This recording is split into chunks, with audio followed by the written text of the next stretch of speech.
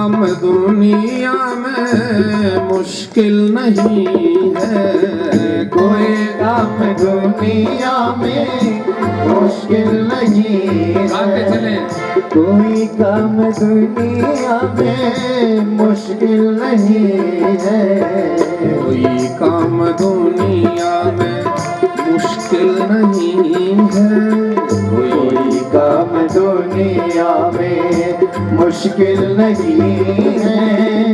जो करते रहोगे भजन धीरे धीरे, जो करते रहोगे भजन धीरे धीरे, करते रहोगे भजन धीरे धीरे धीरे, जो करते रहोगे भजन धीरे धीरे, तो मिल जाएगा वो सजन धीरे धीरे, तो मिल जाएगा वो सजन धीरे धीरे।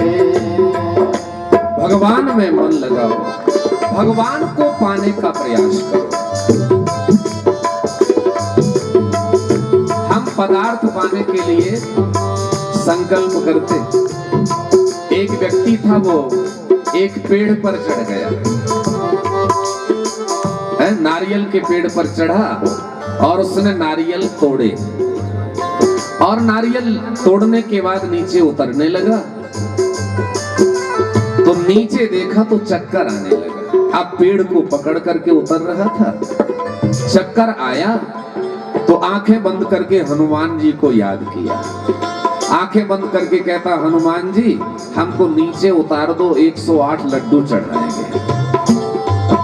अब थोड़ा नीचे उतरा, आधे तक उतरा तो संकल्प बदल गया। कहता है, हनुमान जी देखो आधा हम उतर गए हैं, इसलिए लड्डू भी आधे चढ़ाएंगे। जो 108 थे वो 51 हो गए। अब थोड़ा और उतरा तो कहता है, हनुमान जी देखो इतना और उतर गए हैं, इसलिए 21 में काम चलाओ। जितना ही नीचे उतरा उतने ही लड्डू कमते गए। एक लड्डू बचा था, बिल्कुल नीचे उतर के आया तो पेड़ को साष्टांग प्रणाम किया और कान पकड़ के हनुमान जी से कहता है कि हनुमान जी क्षमा करिए, आज के बाद कभी भी पेड़ पर चढ़ेंगे नहीं और बिल्कुल लड्डू चढ़ाएंगे नहीं। तो संसारी ऐसे भजन करते हैं, पास हो जाए इसलिए हे भगवान हमको अच्छे नंबर से पास कर दो, हम इतनी मिठाई चढ़ाएंगे। अंदर से भगवान बोल पड़े कि पेट भरा है, हमको नहीं चाहिए, क्या करोगे? भगवान कहते हैं अर्जुन को कि हे अर्जुन, विनिवृत्ति कामाहा, बिना कामना के मेरा भजन करता है जो, वो मुझे प्रिय है। आपको कुछ मिल जाए इसलिए भजन करते हो, ठीक है, पर सब कुछ चाहिए और जो व्यक्ति मुझे चाहता है वो बिना कामना के भजन करे। विनिवृत्ति कामा, वही बात यहां है कि विमान किसे मिलेगा। विमान तो सब चाहते हैं पर अभिमान छोड़ते नहीं है। सब चाहते हैं कि हम ऊंचे पदों पर बैठे पर अकड़ नहीं छोड़ते। हमारे गुरुदेव एक बार कह रहे थे कि भैया यदि तुम्हें ऊंचाइयों पर जाना है तो झुकना सीखो। आप जब ऊंचाइयों पर चढ़ते हो ना, सीढ़ियां चढ़ते हो तो झुकते हो कि नहीं, बताओ? सोचो, जब सीढ़ियां चढ़ते हो तो चढ़ते समय थोड़ा झुकना पड़ता है, विनम्र बनता है। और जब उतरते हो सीढ़ियां तब झुक सकते हो? कदापि नहीं। उतरते समय झुकना भी नहीं तो गिर जाओगे। उतरते समय अकड़ना पड़ता है। यह समझ लेना, जीवन में यदि अकड़ आने लगे तो समझना हम उतरने लगे, हमारा पतन होने लगा, नीचे की ओर उतरने लगे। जब अकड़ आए समझना बस उतरना शुरू हो गया, और जितना ही झुकते जाओगे ऊंचाइयों पर चढ़ते जाओगे। तो यदि ऊंचाइयों पर चढ़ने के लिए विमान चाहिए तो विनम्र हो जाओ, सहज हो जाओ, सरल हो जाओ। और निर्माण बन जाओ, मान से परे बन जाओ, अभिमान से परे बन जाओ, आपको भी विमान आएगा, आप भी विमान पर आसीन होगे। बहुत बढ़िया बात कही कि जिन्होंने कथा सुनी है उनके लिए विमान आता है। यहां जितने कथा सुन रहे थे इनके लिए विमान इसलिए नहीं आया क्योंकि कथा कम सुन रहे थे और व्यथाओं में ज्यादा लगे थे। कई बार कथाओं में एक संत बढ़िया ब्रजवासी थे, वो कह रहे थे कि श्रोता 3 प्रकार के होते, एक होता है श्रोता, एक होता है सरोता और एक होता है सोता। श्रोता होता है जो कथा के पहले आके बैठ जाता है, पूरी कथा सुनता है, और श्रोता होता है जो कथा में आता तो है पर कमियां ढूंढता है। थोड़ी कमियां कथा में, थोड़ा व्यास में, थोड़ा आयोजक में, थोड़ा आयोजन में, थोड़ी पंडाल में, थोड़ा संगीत में, थोड़ा प्रसाद में, नहीं, थोड़ी व्यवस्था में, कहीं पर ये नहीं लगा, कहीं वो नहीं लगा। ये जो करने वाले हैं वो क्या है? वो श्रोता की श्रेणी में है। वो श्रोता है। श्रोता क्या करता है जानते हो? श्रोता सुपारी काटता रहता है, उसका काम ही इतना है। कहा कि वो श्रोता की श्रेणी के। और तीसरे होते हैं सोता। सोता कौन है? बढ़िया घर में तो नींद आती नहीं, बच्चे सोने नहीं देते, और कहीं पता चल जाए बढ़िया कथा हो रही है और बैठने की व्यवस्था भी उत्तम है, और अगर टिकने की व्यवस्था मिल जाए तो और बढ़िया। और परंपरानुगत बुरा नहीं मानना है थोड़ा, मैं नहीं कह रहा हूं, मैंने भी ये सुना ही था, वही बता रहा हूं। घूंघट मिल जाए तब तो और बढ़िया है? मैंने सुना था, मुझे दोष मत देना। महाराज 3 घंटे आनंद से चैन की नींद लेकर के, और बाद में बड़ी उत्तम कथा। जैसे ही व्यास जी कहते हैं जयकारा लगाते हैं, बांके बिहारी लाल की तो जयकारा लगती नींद खुलती है, और फिर बड़ी मीठी कथा लगती, क्योंकि मीठी मीठी नींद जो आई है। और कहते भी कि बड़ी सोहनी कथा, बहुत प्यारी कथा करते हो आप। और पूछा कि भाई क्या आपने सुना? एक संत बोल रहे थे ये कथा मैं नहीं बता रहा हूं, सुना था मैंने। तो बोले कि जिन्होंने कहा बहुत मीठी कथा करते हैं। हमने कहा तुमने क्या सुना? वो बोला इतना तो भेरा को नहीं, क्या बोलते हैं मारवाड़ी में, भेरा को नहीं, पर कथा बड़ी प्यारी है। तो वे होते हैं श्रोता। पर मैंने जहां तक इसका चिंतन किया कि कथा में यदि नींद आती हो तो भी कथा में आओ, क्योंकि जो नींद डॉक्टर से दवाई लेके भी नहीं आती और कथा में आने लगी तो कथा तो बड़ी काम की हो गई। नींद कब आती है? जब शांत होते हो, जब स्वस्थ होते हो। और डॉक्टर भी दवाई देता है, कहा कि पूरी नींद करोगे तो ठीक हो जाओगे। यदि नींद अच्छी हो जाए तो आप स्वस्थ हो जाओगे। और कथा में यदि नींद आने लगी तो समझ लेना कथा बहुत बड़ी चीज है, आपके काम आई। इसलिए भी कथा में आइए। तो कथा जो है, कथा तो हर श्रेणी के लोग सुनते हैं, परंतु विमान उसके लिए आता है जो श्रोता होता है। अद्भुत कथा। अब तो सबने कहा कि धुंधुकारी के लिए विमान आया, हम भी कथा सुनेंगे। फिर से सुनाइए। गोकर्ण जी आनंद पूर्वक पुनः कथा सुनाने लगे। बड़ी दिव्य कथा हुई। 7 दिनों में जब कथा सुनाई, सबने सब काम छोड़ दिए। कहा 7 दिन केवल कथा सुनेंगे, 7 दिन केवल आनंद करेंगे, दूसरे काम नहीं करेंगे। और 7 दिनों के बाद विमान आया। सभी के लिए विमान आए। समस्त उत्तम पूर्वासी विमान पर आरूढ़ हुए और गोकर्ण जी के साथ गोलोक धाम चले गए। धुंधुकारी मुक्त हो गया। देवताओं ने पुष्पों की वर्षा कराई और नगाड़े बजाए जय जयकार करने लगे। बोलिए भागवत भगवान की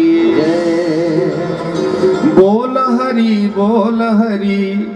हरि हरि बोल केशव माधव गोविंद बोल हरि हरि हरि बोल केशव माधव गोविंद बोल हरि हरि हरि बोल केशव माधव गोविंद बोल हरि हरि हरि बोल केशव माधव गोविंद केशव माधव गोविंद बोल केशव माधव गोविंद बोल केशव माधव गोविंद बोल केशव माधव गोविंद बोल बोल हरि हरि हरि बोल केशव माधव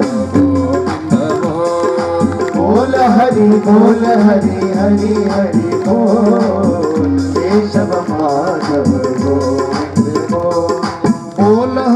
बोल हरि हरि हरि बोल केशव माधव गोविंद बोल हरि हरि हरि बोल केशव माधव। श्री राधे।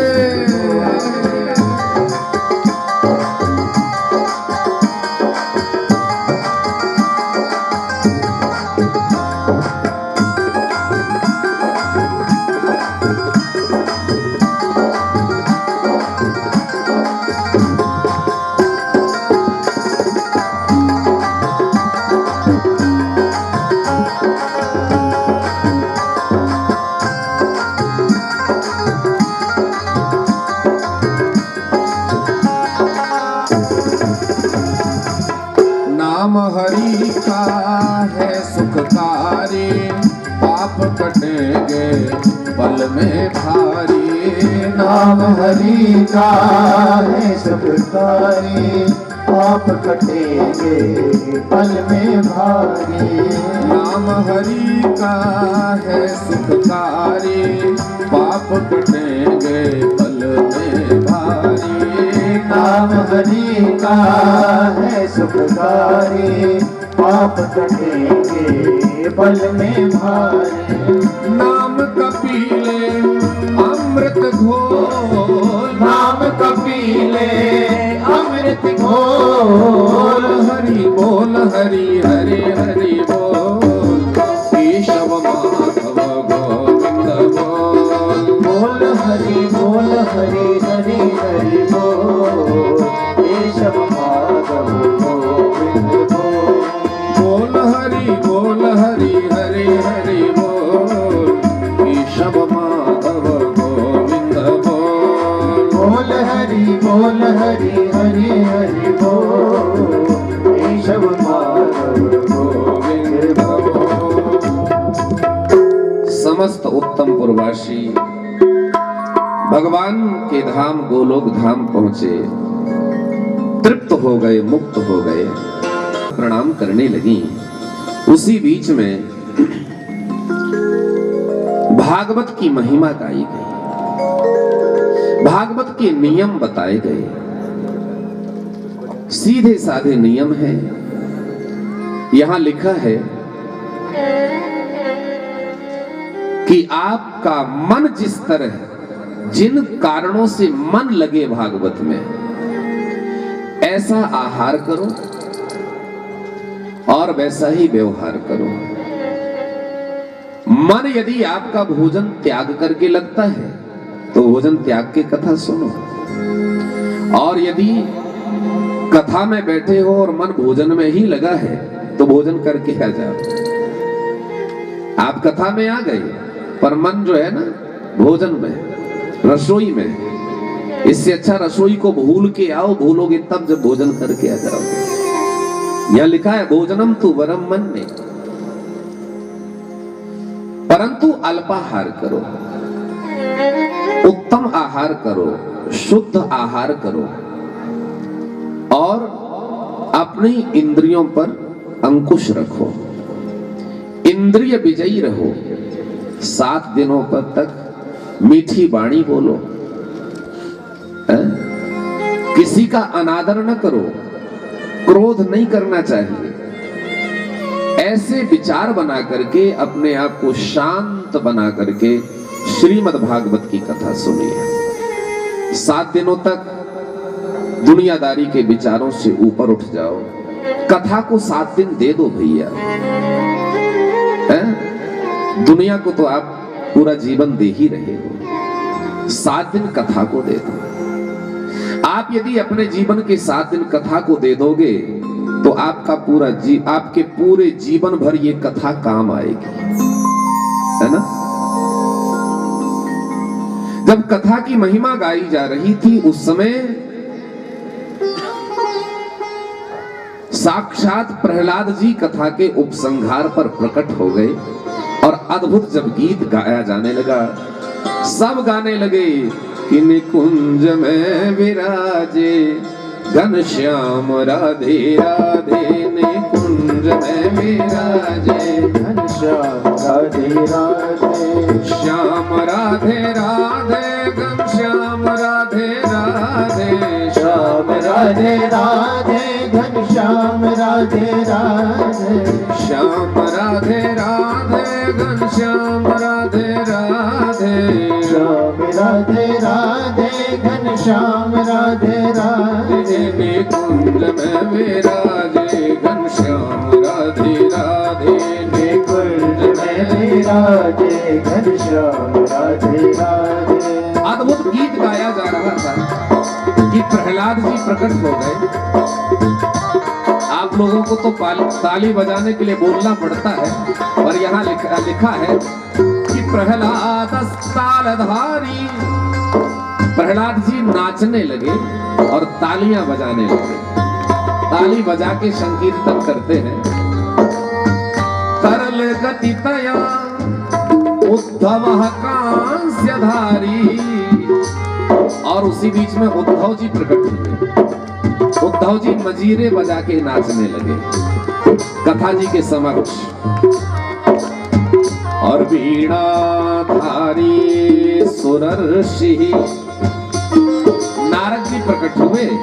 नारद जी तो कथा सुन ही रहे थे, वीणा उठा ली, नाचने लगे और वीणा पर सुंदर स्वर छेड़ दिया और यही गा रहे हैं, श्याम राधे राधे घनश्याम राधे राधे, श्याम राधे राधे घनश्याम राधे राधे, श्याम राधे राधे घनश्याम राधे राधे, श्याम राधे राधे घनश्याम राधे राधे, निकुंज में विराजे घनश्याम राधे राधे, निकुंज में विराजे घनश्याम राधे राधे, निकुंज में विराजे घनश्याम राधे राधे, निकुंज में विराजे घनश्याम राधे राधे।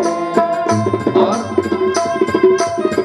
वीणाधारी सुरर्षि स्वर कुशलतया राग करता अर्जुनोभूत।